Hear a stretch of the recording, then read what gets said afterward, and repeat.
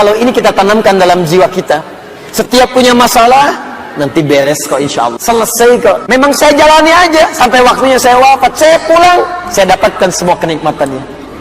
Masya Allah.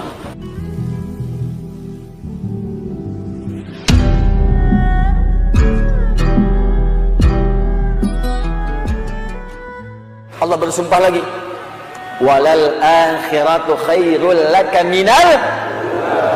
Ini yang hebat. Saya kemarin bikin quotes, lalu kita sebarkan. Ini sebetulnya di antara esensi surah Ad-Duha. Kata Allah, Muhammad, saya bersumpah kepadamu, yakinkan pada jiwamu, nanti saat kamu ke akhirat, suasananya akan lebih enak dibandingkan dengan sekarang. Akhirat itu lebih baik dari apa yang kamu rasakan sekarang di dunia. Maksudnya begini, kalau kamu sedang capek, kamu sedang ada musibah, kamu sedang lelah, sabar. Nanti kalau sudah pulang, semuanya akan hilang. Memang dunia itu tempat capek, karena memang tempat beramal. Sholat di dunia, kerja di dunia, puasa di dunia, baca Quran di dunia. Kenapa kita kerjakan? Supaya cari bekal untuk pulang ke akhirat. Nanti kata Allah, kalau sudah pulang, semuanya akan hilang. Jadi tenang aja teman-teman. Capek cuma sebentar. Ya, capek cuma sebentar. Polah, gak apa-apa. Namanya juga dunia. Dunia itu memang tempat capek. Kalau nggak mau capek, ya pulang. Dunia itu tempat capek.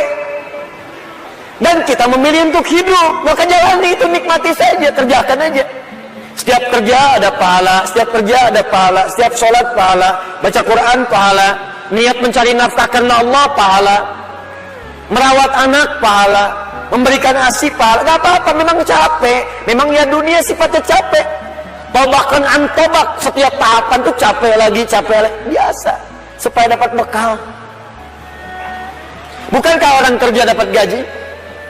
Dan enak kan kalau gajian? Dan kalau sudah dapat gaji, lupa kan 29 hari ke belakang?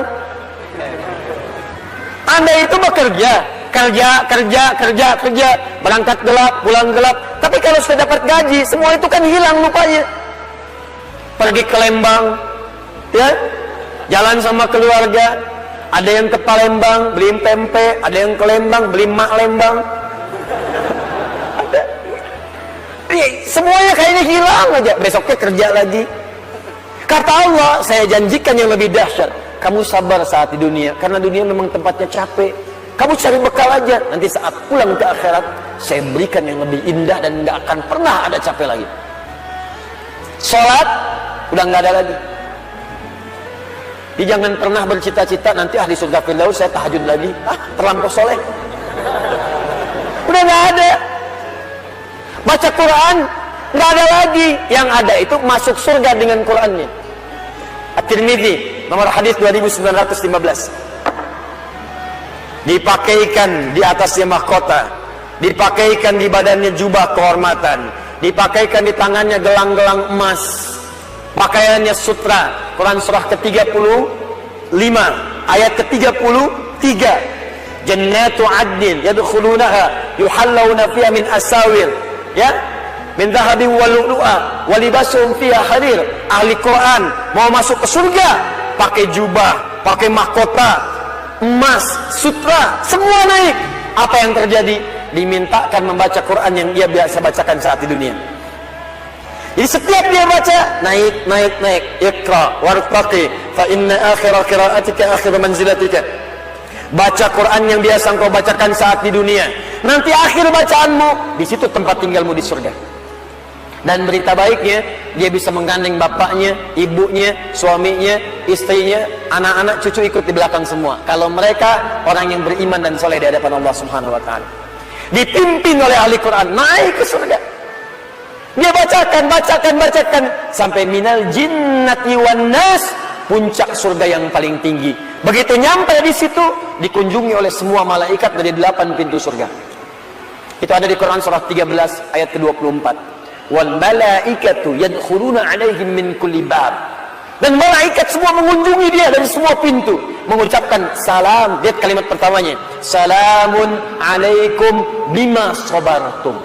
Selamat ya, saat di dunia kamu sabar cari bekal, sabar capek, sabar mengeja huruf dari Iqra, sabar menghafal sampai ada yang mencela, sabar orang lain ngejar dunia, Anda ngejar akhirat, sabar. Orang lain cari ini, luaskan rumah, tambah mobil, tambah kendaraan, meninggal tadi bawa, Anda sabar. Insya Allah orang akhirat.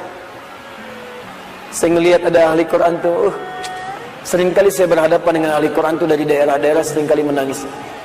Ada yang datang pengen setoran. Anda bisa kebayang nggak, suaminya pekerja mungkin kasar, orang sebutnya kuli, istrinya ngambilin kayu bakar, kadang ke sawah, anaknya bahkan ada yang masih kemudian kecil-kecil.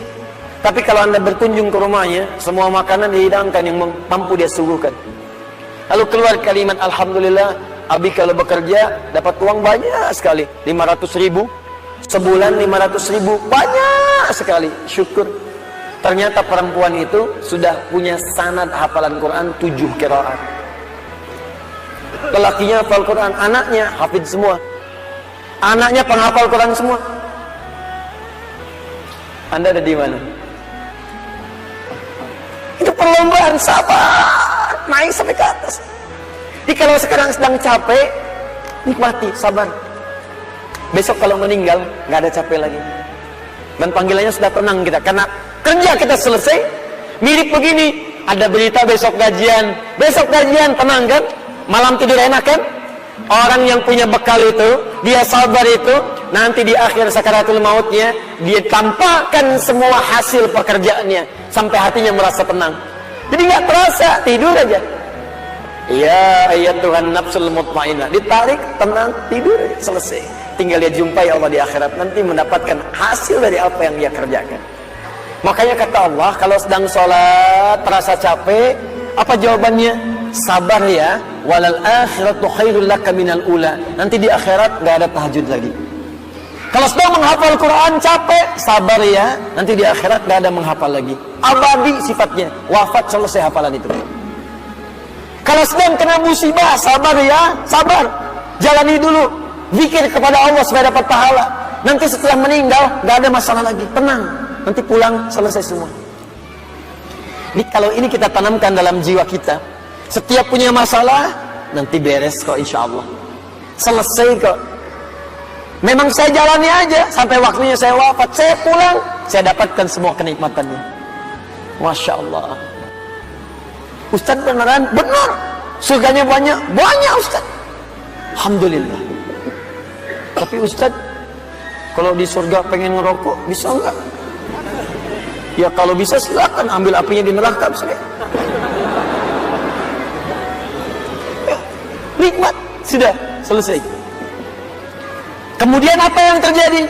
Wala saufa yu'tika rabbuka fatarda. Ini yang paling dahsyat. Nanti di akhirat kata Allah, kalau kamu sabar saat di dunia sekarang, Bu, Pak, sabar tahajud, sabar merawat anak, sabar sekolahkan mereka ke pesantren, sabar talaki Al-Quran, sabar berjamaah ke masjid, Anda kerja di pemerintahan, kerja jadi pegawai, ada yang berdagang, ada yang bisnis, sabar. Waktunya sholat, sholat. Waktunya zakat, zakat, sabar. Nanti kata Allah, saat pulang ke akhirat, wala saufa yu'tika rabbuka fatarda. Saya akan berikan semua yang kamu inginkan sampai puas. Kaidah nikmat itu, kaidah nikmat, semua bicara termasuk dalam Al-Quran selama hidup di dunia. Kaidah nikmat itu gak ada yang pernah puas. Saya ulang ya, nikmat itu gak ada yang pernah puas. Contoh, punya sepeda nikmat bukan? Punya motor nikmat tidak? Punya mobil nikmat tidak? Pertanyaan saya, ketika Anda dapat sepeda, apakah merasa cukup dengan sepeda? Kalau sudah dapat sepeda, pengen apa? Sudah dapat motor, pengen apa? Sudah punya mobil, pengen apa? Pesawat. Garasi nggak punya, nerbangin nggak bisa, masih pengen. Belum menikah pengen apa? Menikah. Sudah menikah pengen apa? Punya anak. Sudah punya anak pengen apa? Pengen cucu. Semua terus, jadi nggak ada puasnya. Nikmat itu terus pengen. Nanti di akhirat, kata Allah, nanti di akhirat saya akan berikan kepadamu sampai kamu puas. Sampai Anda mengatakan, ya Allah, cukup ya Allah, puas. Sekarang mah pengen terus, pengen. Nanti puas ya Allah, cukup puas. Ini semuanya nikmat sampai selesai semua. Makanya bersabar, dunia sebentar. Sebentar mas, besok meninggal, selesai masalah. Mau besok meninggal? Susah. Sabar. Dan alhamdulillahnya nggak ada yang dikasih tahu kapan meninggal. Kalau diberitahu, bisa jadi kita pun nggak semangat. Sebentar lagi Anda akan meninggal. Jam 8:45 lewat kemudian 45 detik. Waduh, kajian udah bubar, nggak pulang di masjid aja. Astagfirullah. Kenapa Pak? 2 menit lagi. Ini amalan nggak terencana. Ini karena kita nggak tahu kapan wafat, kita bisa merencanakan. Malam ini tahajud insyaallah jam sekian. Saya mau istighfar jam sekian. Besok subuh di masjid A, zuhur di masjid B. Punya rencana. Dan ketika merencanakan, niat muncul.